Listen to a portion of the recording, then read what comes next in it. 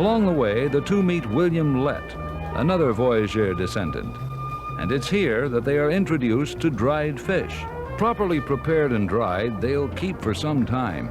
Since they're now boneless, they can be eaten quickly, even while paddling a canoe. These whitefish comprise afternoon snacks from here till the end of their trip. That's not bad snacking at 3 for $1.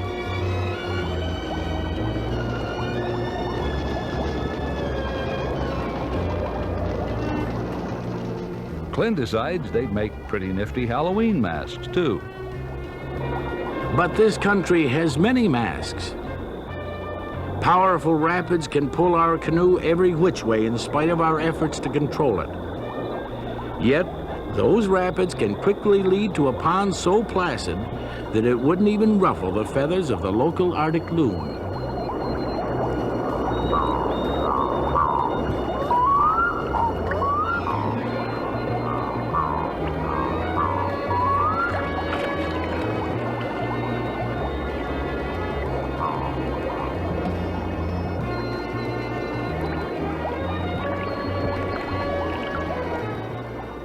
Hey, Mom, there's a funny animal over there on the water. Don't bother me, son. Can't you see I'm busy? Honest, Mom, it's really weird, like the picture in the library. What's it look like, son? Well, it's got a long green body, a paddle on each side, a head in the back, and a head in the front. Please, son, we bears are still suffering from the unbearable publicity surrounding that dizzy Goldilocks and those 3 crummy bowls of porridge. But, Mom, the front head just smiled at me. I know Yogi would say grin and bear it, but we're getting out of here.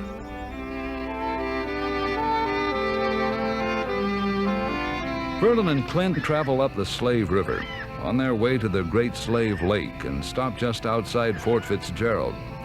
Ahead of them lies one of the most challenging parts of their journey. Between Fort Smith and Fort Fitzgerald are 18 miles of treacherous rapids. One in particular, it's named the Rapids of the Drowned. Here's what Verlen notes in his diary for August 15th. Most people take their canoes out of the water here and travel by road to Fort Smith beyond the rapids. But we refused to accept help of any kind, so trucks were out of the question. We wanted to follow the exact same route Sir Alexander Mackenzie took. At the Rapids of the Drowned, we approached to the extreme right and paddled through some preliminary fast water past the first set of islands. Then, around a sharp bend of fast water to the extreme right channel, to a point where we could see straight ahead to the end of the channel. There was a narrow chute of rapids and falls. We portaged on the flat, rocky shoreline, not too far, but not too easy. And at the end of the chute, we were through. We made it through the granddaddy of all rapids, and it had been anything but dull. We did what very few men had ever done, and to hear some tell it, it couldn't be done. At Hay River, Verlen writes, Jenny flew up to Fort Smith for 3 days, and Clint thought this delay was unnecessary. I tried to explain to him that Jenny really needed my help and moral support. She was alone with 7 teenagers, one graduating from high school, another getting married, and there were many other problems at home. Add to this the psychological stigma of explaining the absence of an irresponsible husband, and you have a slight idea of what she was going through. I tried to explain to Clint that with our strong feelings for each other, it was important to me that she not get any bad feelings about this trip because of my neglect. She's been wonderful about this whole thing, and my first love, as always, is for her. With supplies bought in Hay River, they push on, paddling 120 miles in one agonizingly long day of 40 consecutive hours. It's August 17th, and summer is waning. Verlen writes, There seems to be a sort of feel of preliminary fall in the air. The weather is a little cooler and the geese are flying south. Now checking their map, they agree to make their next major stop in Arctic Red River, nearly 1,000 miles northward. Fall arrives on the Mackenzie River. They are racing the season.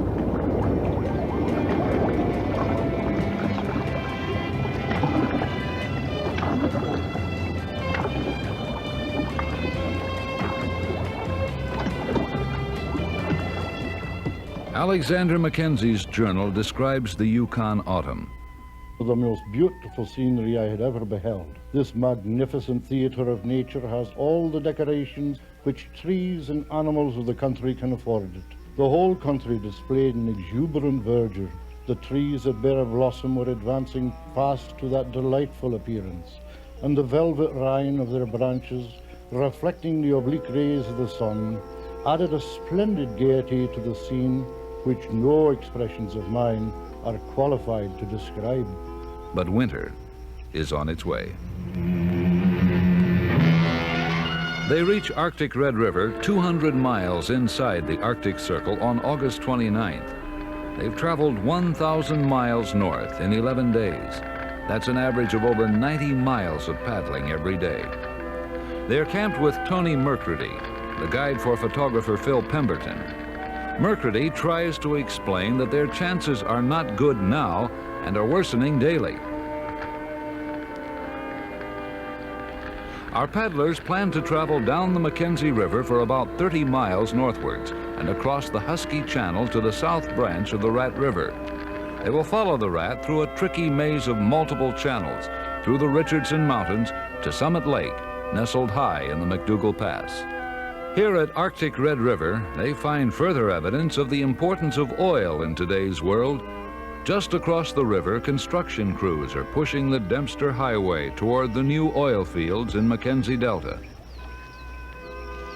The inhabitants of Arctic Red River Village are primarily Indians.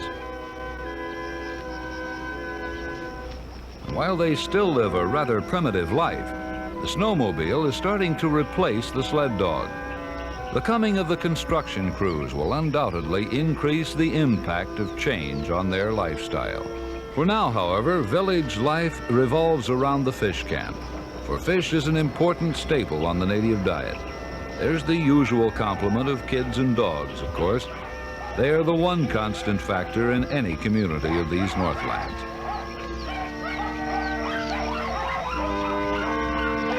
The dogs are huskies or malamutes with thick, furry coats to protect against the fierce winters. And the fish caught and dried during the summer months keep them alive all winter too. Mama Bluecoat has been filleting fish for drying in this camp for 50-some years. And she doesn't really give a hoot about oil in the Mackenzie Delta. All she knows is that dried fish make up 50% of her family's diet throughout the winter. And that's important.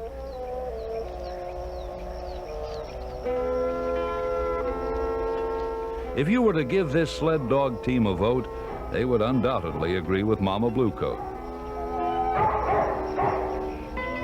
Verlen and Clint buy more supplies and head down the Mackenzie River towards the McDougall Pass, some 200 miles away. Soon they will leave the wide and beautiful Mackenzie to go up a river whose name should tell you something about it, the Rat. It's impossible to say enough bad things about the Rat River. Since it's narrow, it's extremely fast, but also quite shallow and often requires that the canoe be towed by lines from the shore. The shore itself is alternately rocky, then brushy, then steep cliffs. Absolutely nothing could have prepared us for what happened on the Rat River. Swollen by days of rain, the Rat was rising over a foot every 6 hours and would soon fill the narrow canyon from cliff to cliff.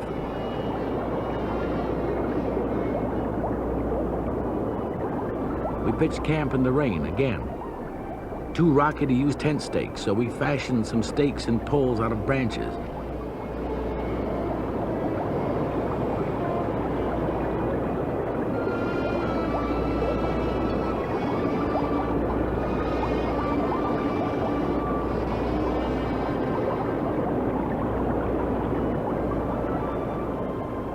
And finally, we had to tie some lines to bushes.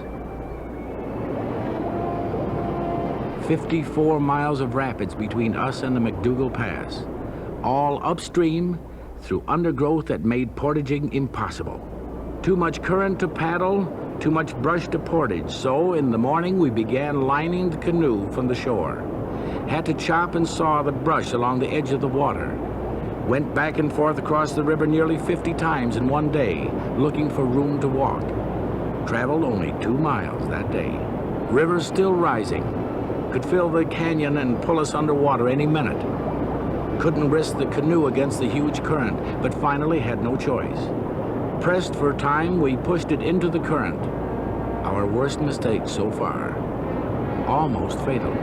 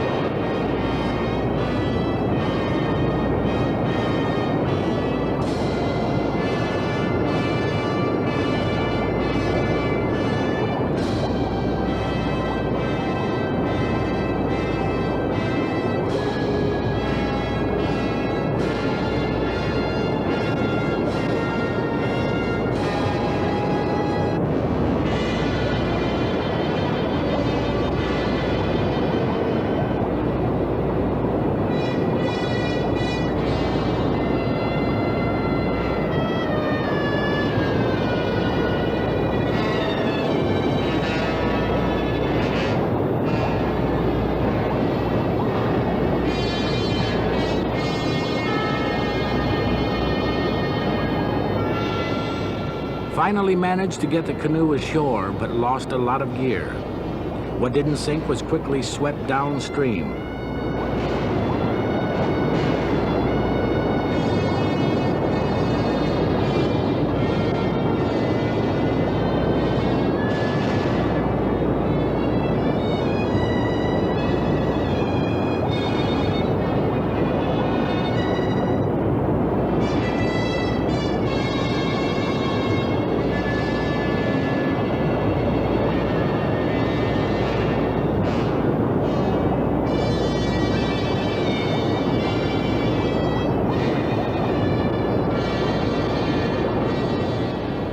Out of food and closer to failure than ever before, we chose to travel all night. Another bad mistake. Darkness and shoreline made portaging clumsy and painful and dangerous.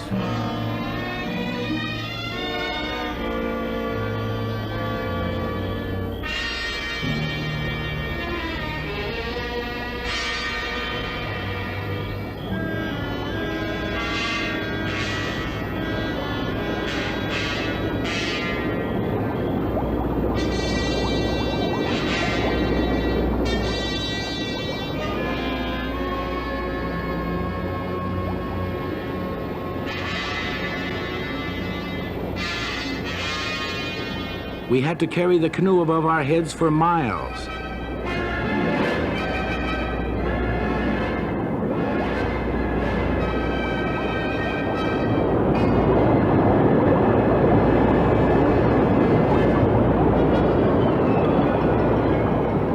Anxious to make up for lost time, we put in too soon and we were almost swept backwards over the falls.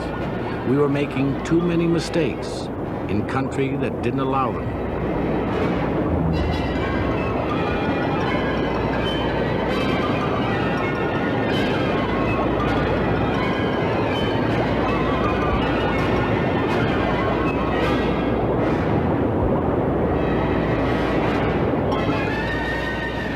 Never before had anyone else done what we were doing, and never again could anyone else be the first to do it. But we hadn't really thought about being killed. Almost any other danger was worth the sense of accomplishment. In fact, danger had become a part of the accomplishment itself. But the Rat River leads to this: the rugged but breathtaking majesty of the McDougall Pass. Phil Pemberton and Tony Mercredi have come to McDougall Pass by plane. They watch the plane depart and make camp to wait for Verlen and Clint to appear. 3 days pass. Then 4, 6, 8. There they are.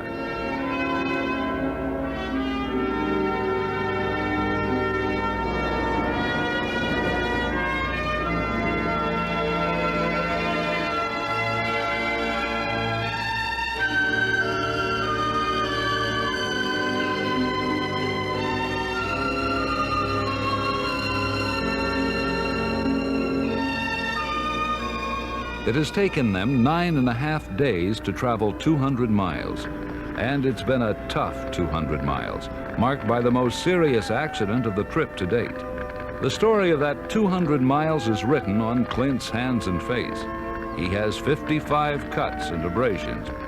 They managed to retrieve some gear, thoroughly soaked, but lost 4 cameras, a tape recorder, and most of their food. But incredibly, their sense of humor is still functioning.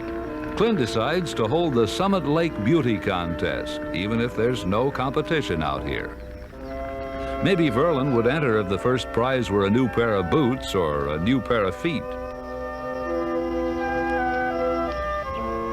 50 yards from their campsite come 3 magnificent barren ground caribou. Look at the one in the middle, limping. Clint explains that nature takes care of its own in quite miraculous ways. These 3 caribou have separated from the main herd. Wolf packs continually follow the main herd, and these 3 will have a better chance of surviving on their own. The 2 uninjured animals are there to protect and help the wounded caribou.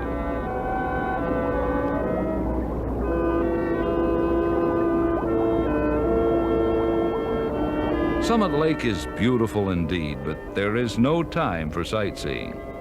All too soon, the 4 men are back on the waters, ready for a 230-mile push to the next settlement, Old Crow. And Phil and Tony will make the trip too. The first 3 miles seem to go inch by inch, bush by bush. There's no room to paddle. Brush whips into their faces and entangles the canoe. The physical strain is bad enough, but the thought that there are still 1,700 miles to go weighs even more heavily.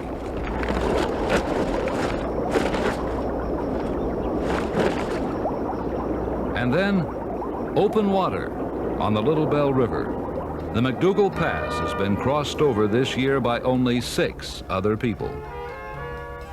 Clint and Verlen climb to a plateau where the caribou herds are passing on their migratory route. The animals are moving south to escape the onset of winter.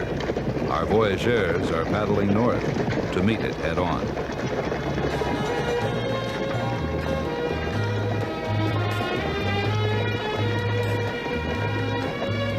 The caribou are moved by instinct.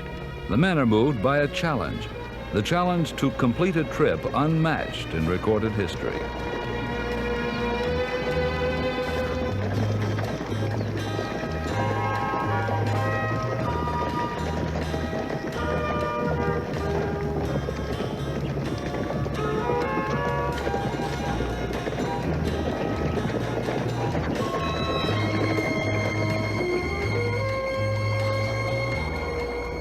Winter comes on fast in the bitter north. It's now Saturday, September 11th. Now they are on the Big Bell River, which winds through the Richardson Mountains north of the Arctic Circle.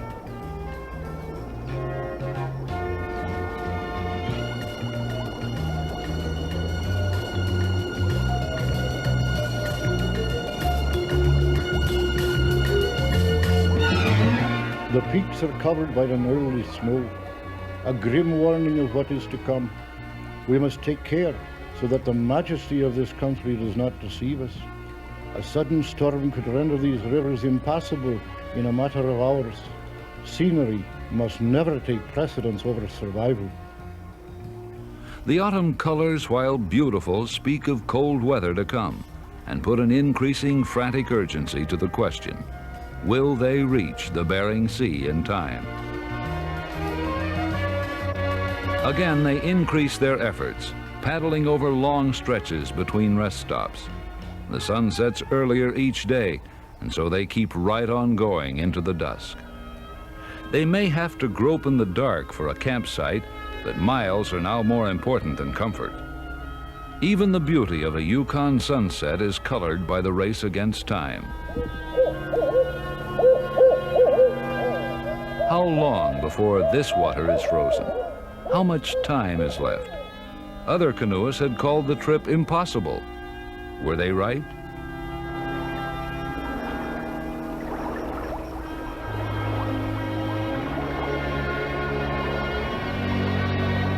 On the Porcupine River, a wolf pack. another ominous sign of approaching winter. And another caribou herd migrating to the lowlands. This one has to climb a bit to continue its journey, and even these animals have trouble negotiating the rugged terrain. Clint and Verlen realize how tough it would be to walk out of this country if frozen streams were to make canoeing impossible. And so ends another long day. At Old Crow, 1,500 miles from the Bering Sea, the morning temperature is 25 degrees above zero, and patches of ice are appearing along the banks of the swift Porcupine River.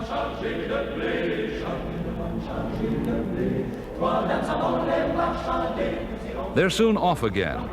Verlen and Clint begin pushing even harder, covering over 265 miles in 2.5 days. The voyageurs buy fresh supplies in Fort Yukon.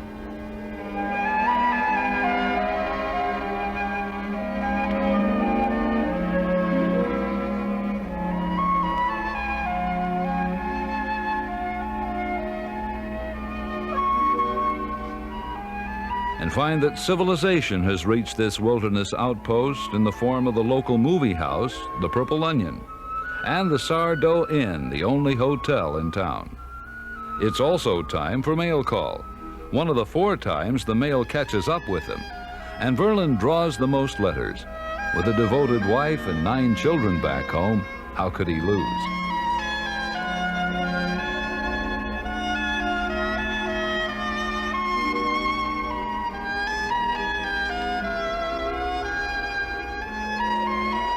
Verlen buys new boots with mixed emotions. His feet feel better, but the clerk tells him that at this time last year, the river was frozen.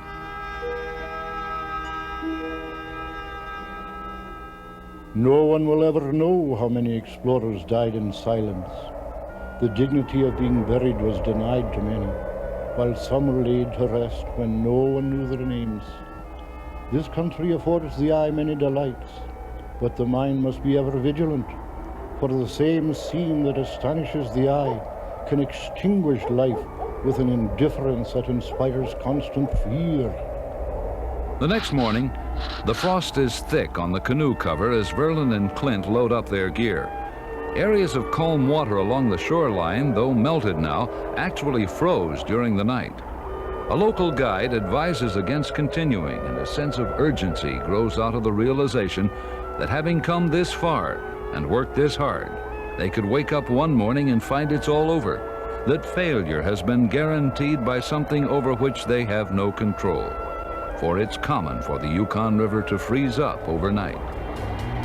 Downstream, Verlen and Clint pass an Indian fishing wheel, turning slowly in the current. In the true hospitality of the far north, anyone may help himself to the fish in these wheels at no charge. Verlen and Clint are paddling hard in conditions worse than ever. They cover as much as 85 miles a day in their frantic push northwards. A typical day is September 26th. Verlen writes, Woke up at 5:30. Some freezing rain last night. Socks frozen again. Breakfast of oatmeal and raisins, hardtack and jam, and hot cocoa. On the water at 7. Cold and wet. Calm for a while, then wind and rain. We saw 4 wolf packs and a small bear. Navigation now more important than ever. One wrong turn down a channel and precious hours could be lost. Dinner, beef noodle soup with rice, hardtack, and hot cocoa. No wrong channels so far, thank God.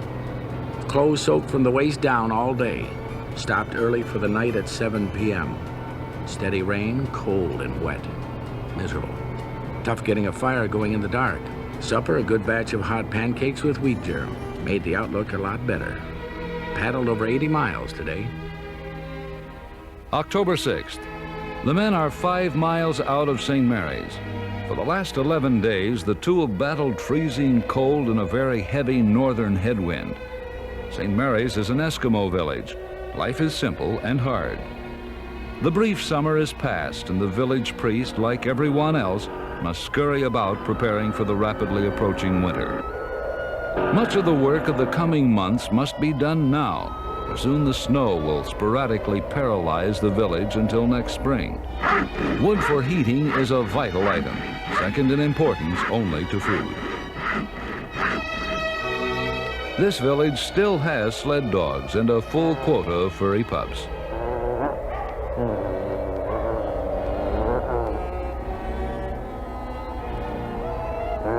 Then, with devastating swiftness, it happens. A blizzard blankets St. Mary's, freezing all the village boats right at the shoreline. And somewhere, out on the river, are Clint and Verlen. The Eskimos told them the river could freeze up completely any day now. Verlen's early ice-to-ice description proves true, and they must now search for a place to land the canoe along the shore. Pemberton greets them and advises against going on, but Verlen isn't buying. In a way, there's only an inch to go. On the map, it's just an inch, but on the river, it's 105 miles to the Bering Sea. They listen carefully, then climb back into their canoe.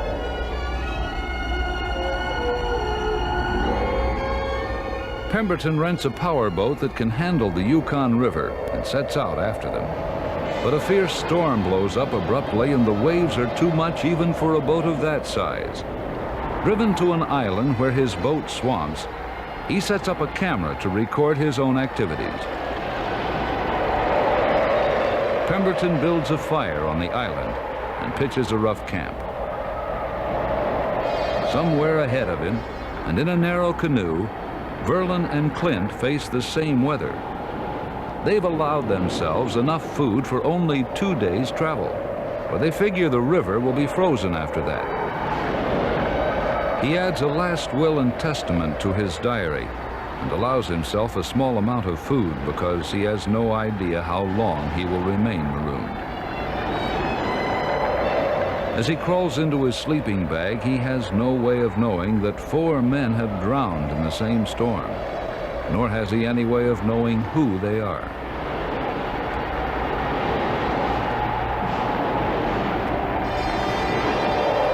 Two days later, the winds let up and Pemberton fashions a bailer out of a gasoline can. The motors have been thoroughly soaked and there's no way of knowing if either of them will start. He has no idea where Verlen and Clint are, or even if they have survived the furious storm.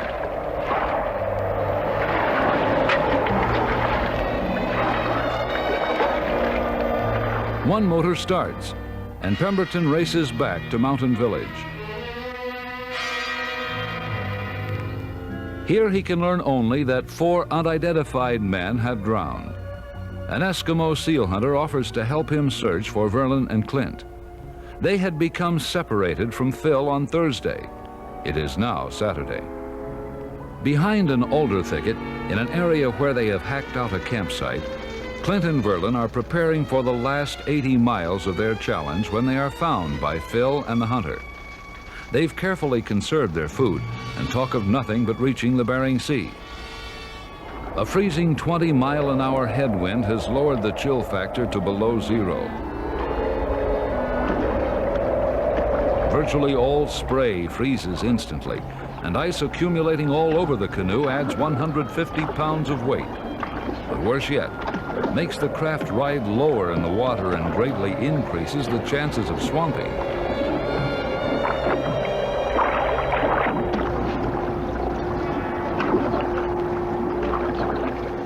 Verlen writes, "Pushing hard to reach the end. Nothing else matters now. Good mileage, but tremendous output. Every mile really counts."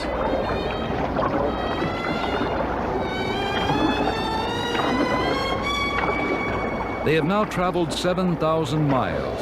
Anticipation and tension mount with each paddle stroke. They are so close, and yet so far. As the sun sets, they choose to paddle all night to reach the Bering Sea, but it was not to be. In the pitch blackness of the Yukon midnight, they slam bow first into what they feared most, into the only thing that could stop them now, ice, masses of it, floating in the Yukon River. They are camped 19 miles from the Bering Sea and must have enough wind to keep the water from freezing. But a strong headwind from the Bering Sea could make canoeing impossible. They can't help thinking back over all the miles they've come, all the months, all the trials and triumphs. But the final triumph still lies at the mouth of that dark and freezing river.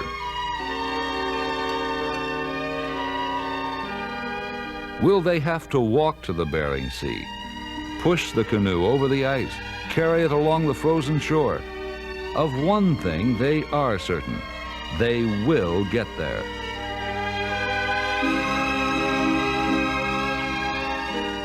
They've come too far to be stopped this close to the goal. At dawn, they are back in the water.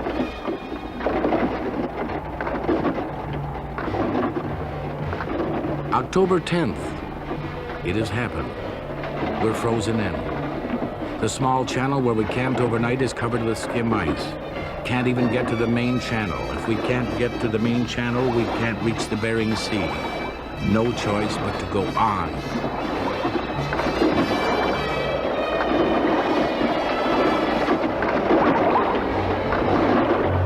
Stop to chop the ice off the canoe. Paddles badly iced up, canoe worse. Getting ready for our last effort. It's now or never.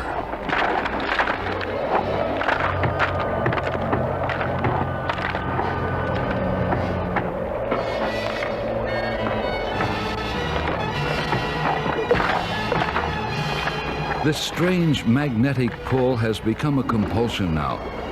In a small channel, a freezing crosswind pushes them back once more. Ice begins to cling to the canoe again, now sticking even to the paddle blades. Fear, joy, pain, rage, exhilaration.